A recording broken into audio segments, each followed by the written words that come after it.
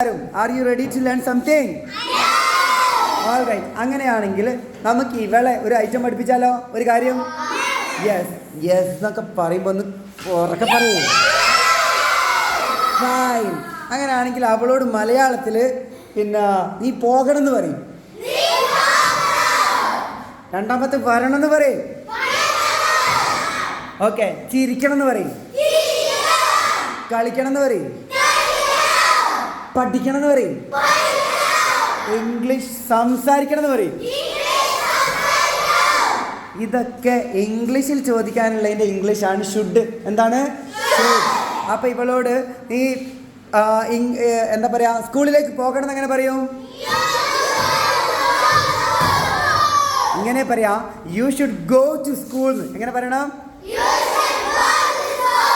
അങ്ങനെയാണെങ്കിൽ നീ പിന്നെന്താ പറയാ ദുബായിക്ക് വരണം എങ്ങനെ പറയാ? You should come to Dubai. ഉറക്കെ പറഞ്ഞേ. ഓക്കെ. അവളോട് പഠിക്കണം എന്ന് പറയും. എക്സലന്റ്. ഒന്നുകൂടി. യു ഷുഡ് സ്റ്റഡി എന്നല്ലേ? അവളോടൊന്ന് പുഞ്ചിരിക്കണം എന്ന് പറഞ്ഞ എല്ലാരും എനർജി പോരാ. ലാസ്റ്റ് അവളോട് കളിക്കണം എന്ന് എങ്ങനെ പറയാ?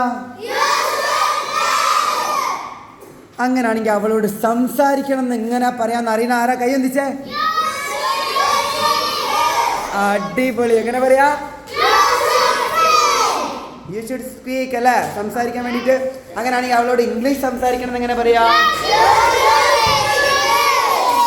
ഒന്ന് ഷെയറായിട്ട് പറയടാ. നല്ല എനർജറ്റിക് ആയിട്ട് പറയും. മോള് പഠിച്ചാ ചെയ്യണം എന്ന് പറയാനുള്ള ഇതിന്റെ നിർബന്ധം എന്നുള്ളതിന്റെ ഇംഗ്ലീഷ് എന്താണ്?